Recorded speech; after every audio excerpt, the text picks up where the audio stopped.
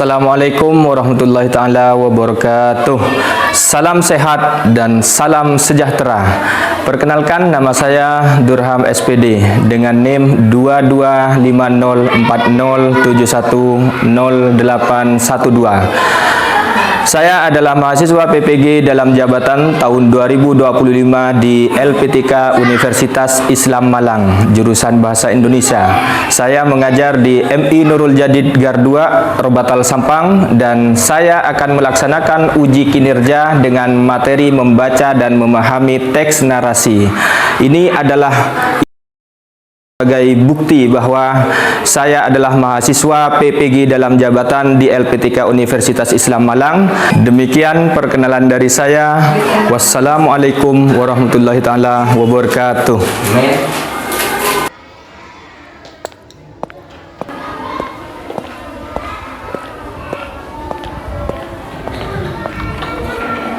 Assalamualaikum.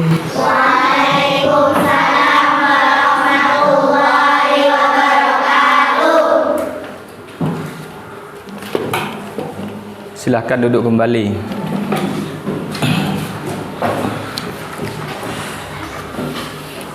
Selamat pagi anak-anak. Yes. Bagaimana kabar kalian pagi hari ini? Alhamdulillah, luar biasa. Allahu Akbar. Baik, sebelum pelajaran pada pagi hari ini dimulai, silahkan kita berdoa dulu. Langsung dipimpin oleh ketua kelasnya. Silahkan Ahmad Naufal untuk memimpin doa. Bersiap. Sebelum pelajaran dimulai, marilah kita berdoa dulu. Berdoa mulai. Bismillah.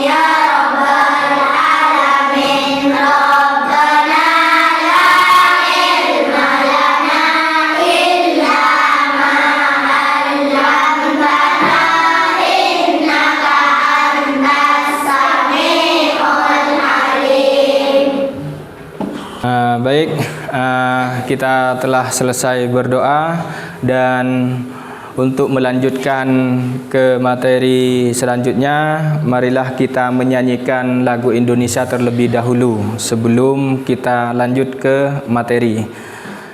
Silakan untuk Naura dipandu untuk menyanyikan lagu Indonesia Raya.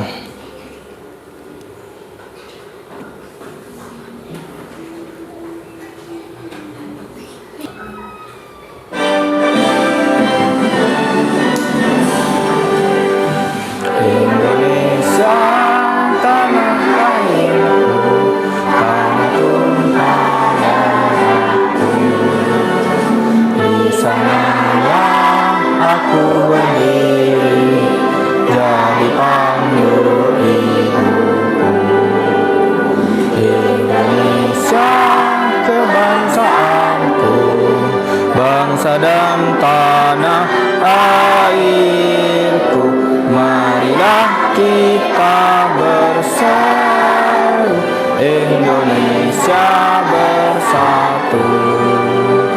Hiduplah tanahku, hiduplah negeriku, bangsaku, rakyatku semua. Bangun jiwanya, bangunlah badannya untuk Indonesia Raya. Indonesia Raya, merdeka, merdeka, tanahku, negeriku yang ku cinta. Indonesia Raya, merdeka, merdeka, hiduplah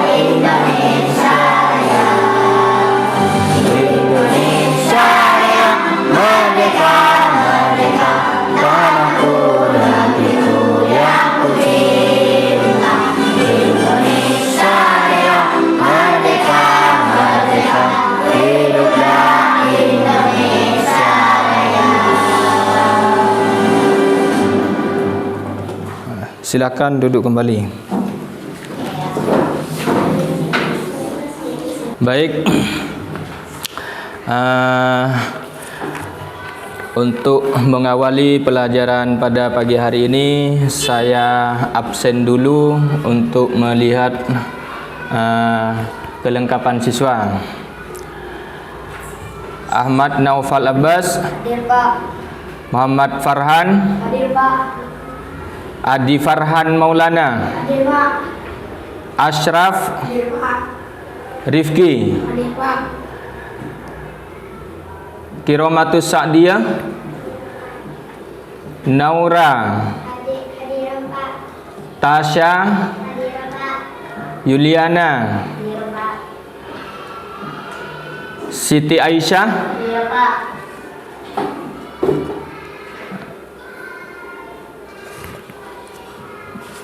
ada yang tidak masuk? Baik, kalau tidak ada yang tidak masuk, kita mulai materinya.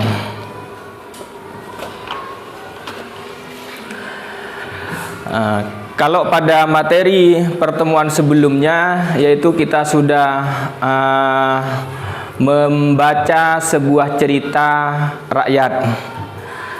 Jadi kalian sudah pernah membaca cerita rakyat di pertemuan sebelumnya. Ada pertanyaan pada materi yang minggu kemarin? Tidak ada. Berarti sudah paham semua? Baik, kalau sudah paham, sekarang saya lanjut pada materi pertemuan pada kali ini, yaitu adalah membaca dan memahami teks narasi. Membaca dan memahami teks narasi.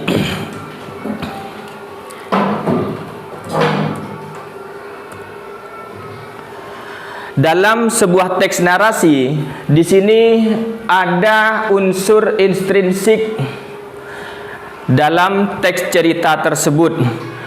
Pada unsur intrinsik di sini, pengertiannya adalah unsur yang membentuk karya sastra seperti cerita pendek, novel, atau drama yang berasal dari dalam karya sastra itu sendiri. Jadi ketika ada sebuah cerita atau dongeng, itu semuanya pasti di dalamnya terdapat unsur intrinsik. Karena cerita tersebut dibangun oleh sebuah unsur intrinsik dari cerita. Unsur intrinsik di sini membantu menyusun dan memberikan makna pada cerita serta menentukan bagaimana cerita tersebut disampaikan kepada pembaca atau penonton. Sekarang saya tanyakan, unsur intrinsik itu terdiri dari apa saja? Yang tahu silahkan acungkan tangan.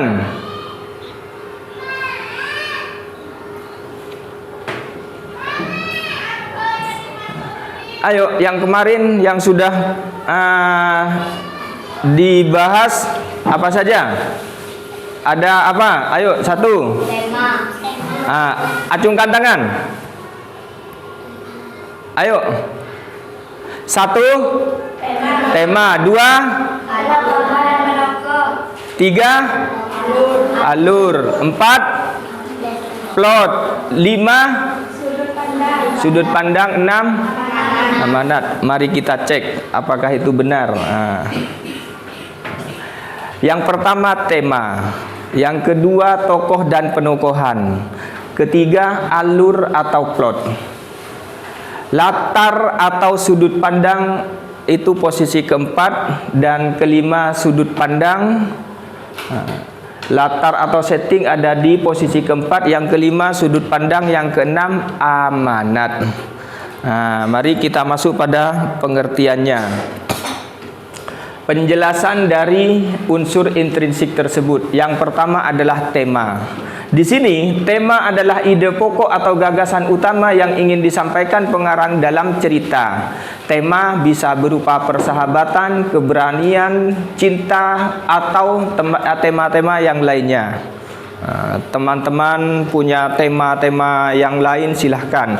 Dalam sebuah cerita atau dongeng itu meliputi berbagai tema yang ada di sini. Di antaranya persahabatan, ada cerita persahabatan, ada dongeng tentang para tokoh-tokoh zaman dulu.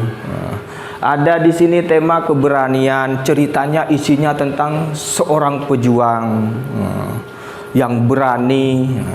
Kalau temanya tentang keberanian, kalau temanya tentang cinta, misalkan isinya adalah tentang cinta kita kepada para ulama, para nabi, para rasul, lebih-lebih kepada kedua orang tua kita. Itu isi ceritanya adalah tentang hal tersebut. Masuk pada poin kedua, yaitu tokoh dan penokohan. Dalam sebuah cerita itu pasti ada tokoh. Misalkan ceritanya, kisahnya tentang Muhammad Rifki, maka di situ ada tokoh yang namanya Rifki, ada Ashraf, ada Bilal. Itu namanya tokoh yang memerankan sebuah cerita tersebut. Dan selain tokoh ada penokohan. Di sini tokoh adalah pelaku dalam cerita. Yang dimaksud barusan ada Rifki, ada Bilal, ada Ashraf, itu sebagai tokoh dalam sebuah cerita. Nah, di sini penokohan adalah cara pengarang menggambarkan karakter tokoh tersebut.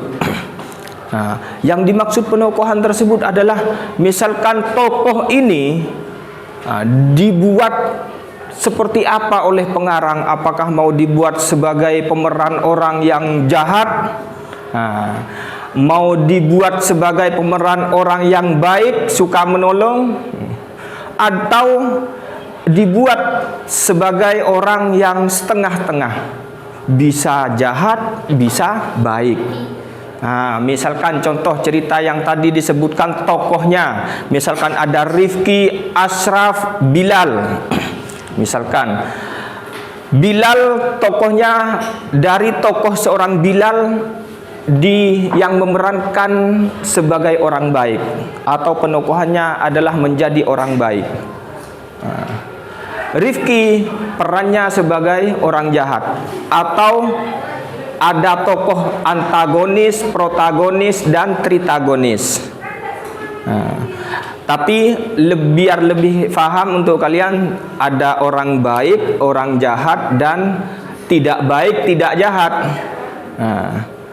Atau gabungan dari kedua tokoh tersebut, tokoh baik dan tokoh jahat tersebut. Nah, dalam sebuah cerita seperti di sinetron, TV, atau dongeng, yang namanya cerita itu tidak akan menarik jika dari tokoh tersebut tidak terjadi konflik, masalah. Munculnya sebuah masalah nanti akan menjadi penarik atau pemikat pada para penonton ataupun pembaca. Ketika cerita itu sudah dimulai, pasti misalkan ada yang berperan sebagai penokohannya menjadi orang jahat, datang selalu memberontak, selalu mengganggu atau mengambil haknya orang lain. Sehingga didatangi dalam sebuah cerita, contohnya misalkan didatangi oleh yang berperan sebagai orang baik, ditegur. Misalkan dengan kalimat, tolong kalau bukan haknya jangan diambil, tolong untuk dikondisikan emosinya, jangan selalu membuat onar, baik di lingkungan masyarakat ataupun di luar misalkan. Itu tugasnya yang berperan sebagai tokoh, menjadi tokoh orang baik, datang untuk mengingatkan. Nah, si peran yang tokoh baik dan tidak baik ini bagaimana, Pak? Kadang kan banyak di masyarakat itu banyak. Ketika ada orang baik, maka dia ketemu sama yang baik, maka berbicara baik. Baik-baiknya diumbar, dibicarakan. Misalkan ketemu Ashraf, ketemu sama Bilal, karena Bilal di sini orang baik, maka bicara hal-hal yang baik. Yang diumbar kebaikannya adalah tentang kebaikan si Rifki. Seperti itulah yang namanya tokoh atau penokohan yang berkarakter baik dan jahat, atau bisa dibilang abu-abu. Ketika ketemu sama yang baik maka ikut baik, ketemu sama yang jahat ketemu bersifat jahat. Sehingga dalam cerita tersebut tokoh yang seperti ini yang dapat menimbulkan permasalahan atau konflik. Karena memang sebuah cerita tidak akan menarik, tidak akan membuat daya tariknya terhadap para penonton menjadi semakin penasaran atau semakin bersemangat untuk membaca ataupun menyimak ketika cerita tersebut tidak ada konflik atau masalahnya. Maka selanjutnya adalah latar atau setting. Latar atau setting di sini adalah gambaran mengenai tempat, waktu, dan suasana terjadinya peristiwa dalam cerita. Jadi dalam sebuah cerita tersebut memiliki latar tempat, tempatnya di mana, terus suasananya bagaimana, peristiwa terjadinya itu bagaimana, itu masuk pada bagian latar. Misalkan ceritanya adalah tentang kisah perjuangan kalian waktu sekolah, maka tempatnya dari rumah ke sekolah, waktunya dari pagi sampai siang, seperti itu. Terus selanjutnya sudut pandang. Sudut pandang ini cara dari pengarang memandang dan menyampaikan cerita. Sudut pandang bisa orang pertama, orang kedua, dan orang ketiga. Terus untuk sudut pandang yang orang pertama bagaimana, Pak? Misalkan saya sebagai pengarang cerita, cerita yang saya buat itu adalah diambil dari kisah saya pribadi. Di sini kan menggunakan kata ganti aku atau saya. Maka ketika saya sendiri yang mengarang cerita dan mengambil dari kisah saya sendiri, maka kalimat dalam cerita tersebut menggunakan kata saya atau aku. Untuk orang yang kedua, sudut pandang orang kedua, di sini menggunakan kata ganti kamu. Nah, kata ganti kamu tersebut diambil dari kisah orang lain, diceritakan oleh saya. Misalkan saya juga yang membuat cerita, yang mengarang cerita, tapi kisahnya dari teman saya atau orang lain. Itulah yang dimaksud dengan sudut pandang orang kedua.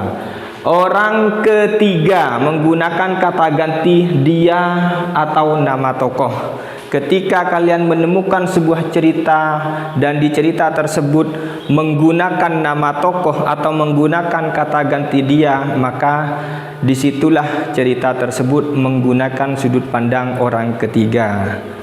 Dan yang terakhir adalah amanat.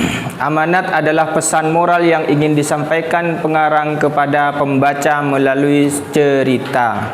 Jadi dalam sebuah cerita tersebut pasti ada pesan-pesan yang ingin disampaikan oleh pengarangnya, untuk ditiru. Ketika pesan tersebut mengenai hal-hal kebaikan untuk ditiru oleh para pendengar ataupun para pembaca. Sampai sini faham? Ada pertanyaan? Tidak ada. Baik, jika tidak ada pertanyaan berarti sudah paham semua. Sampai jumpa. Nah, di sini untuk materi kali ini terkait dengan unsur intrinsik cerita, materi yang saya jelaskan sampai di sini.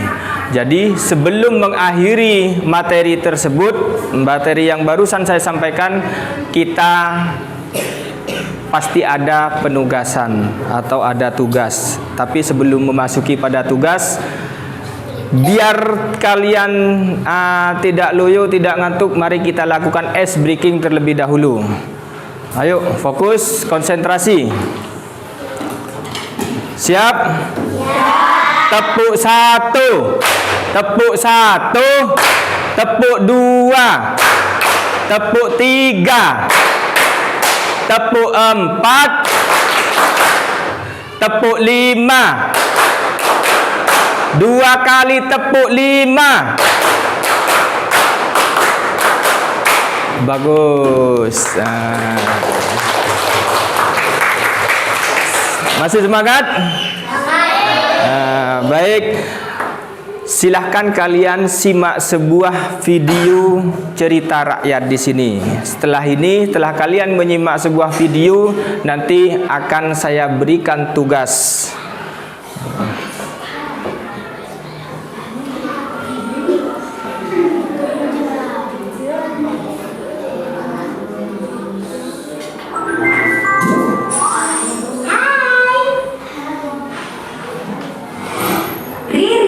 Kumpulan dongeng dan cerita anak. Legenda Malin Kundang. Kisah ini terjadi di pesisir pantai di Sumatera Barat. Dikisahkan terdapat sebuah keluarga yang hidup dalam kemiskinan. Untuk mengubah nasib, sang ayah pergi merantau, meninggalkan istri dan anaknya yang bernama Malin Kundang. Kenapa suamiku lama sekali? Selamat pagi, Ibu. Selamat pagi, Malin. Aku hendak memancing dulu ya, Bu. Baiklah, nak. Hati-hati ya di jalan. Meskipun agak nakal, Malin termasuk anak yang gila.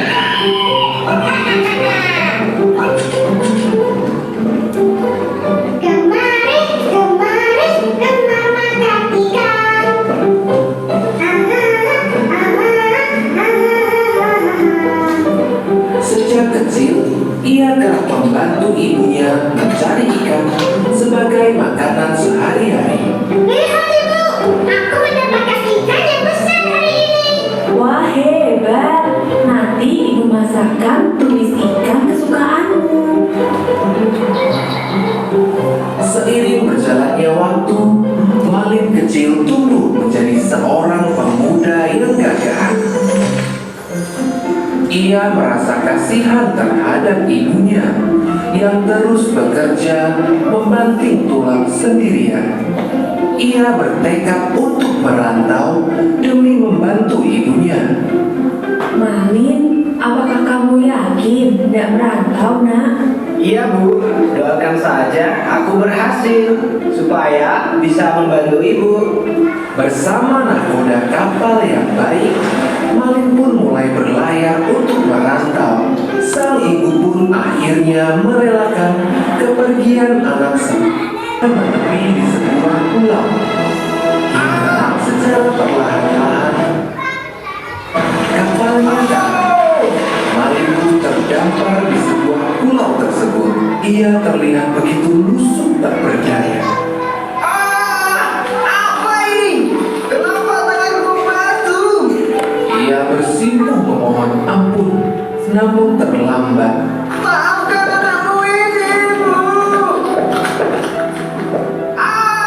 Seketika, sekujur tubuh Malin berubah menjadi batu. Itu adalah hukuman yang harus diterimanya karena durhaka kepada ibu.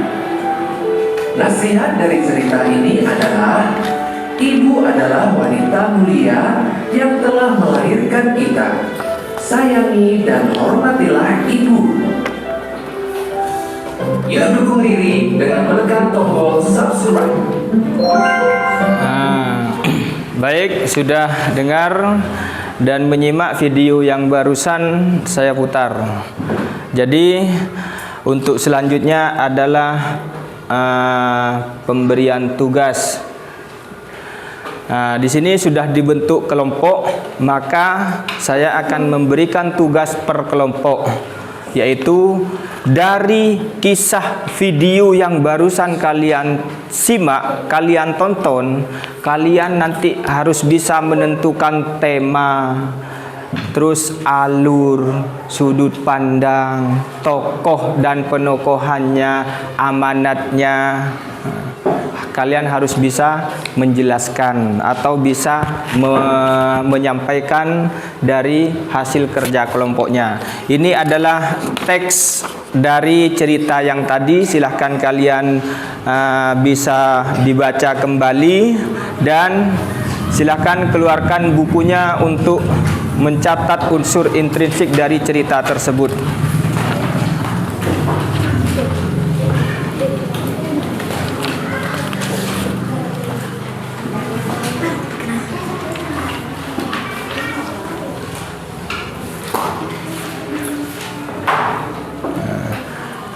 Jadi silahkan kalian baca, kalian tulis unsur intrinsiknya.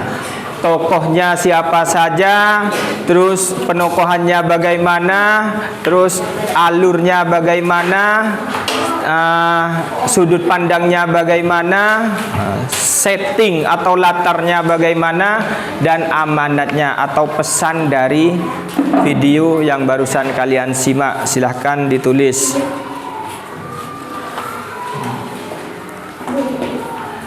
Nulis siapa, tapi yang namanya kerja kelompok itu saling berbagi.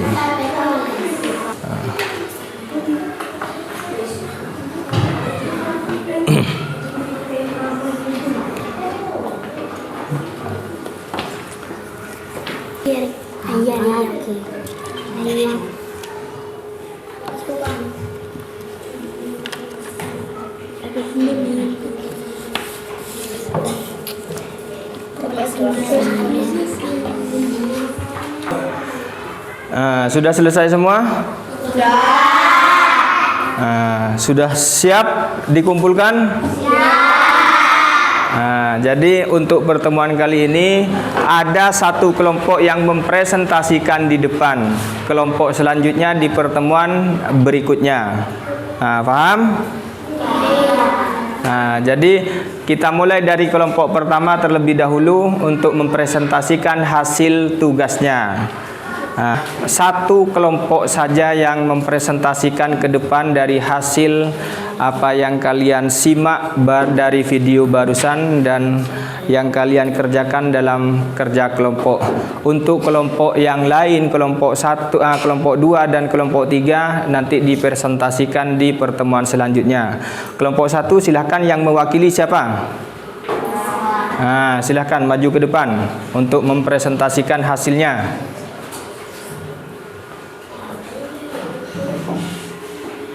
Ayo penyaring. Saya akan menghasilkan prestasi dari kelompok 1. Kisah Maling Kundang adalah anak yang baik akan tetapi menjadi jahat terhadap ibunya setelah kaya. Maka Maling Kundang dikutuk oleh ibunya.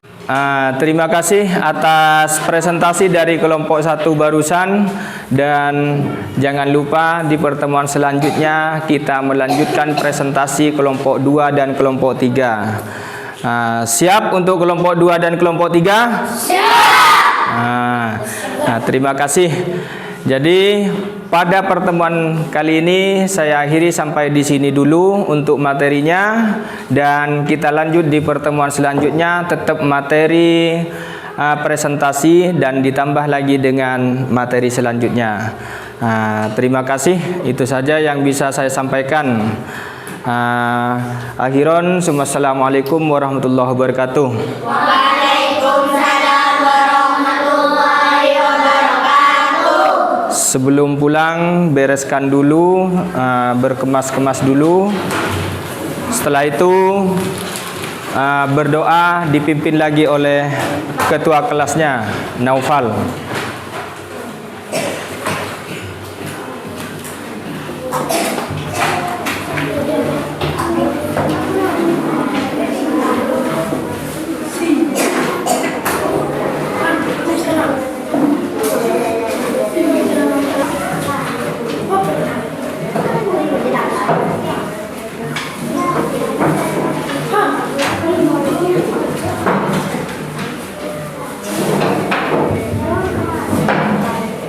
Ayo silahkan Naufal. Siap. Sebelum kita pulang, marilah kita berdoa dulu. Berdoa mulai. Bismillahirrahmanirrahim.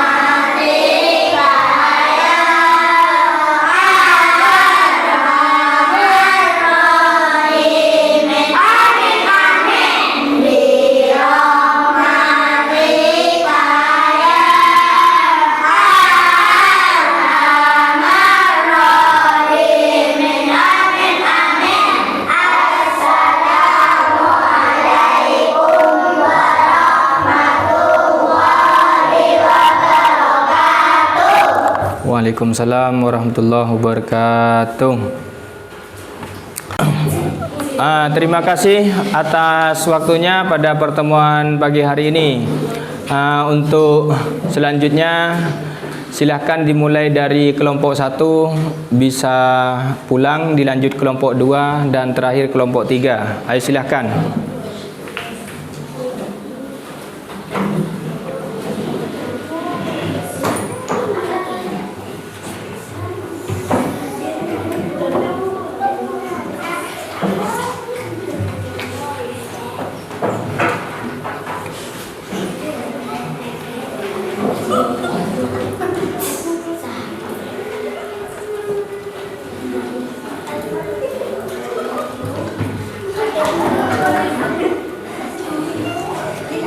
Ayo silahkan lanjut.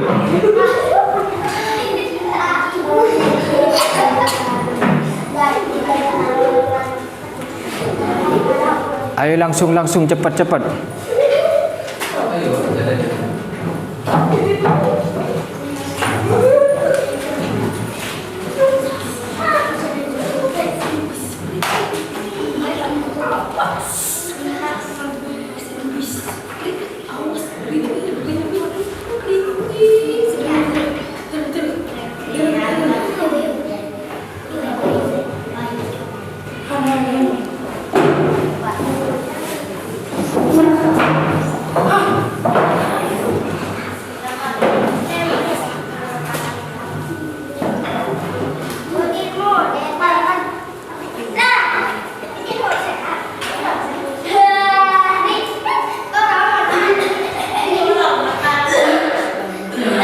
Waalaikumsalam.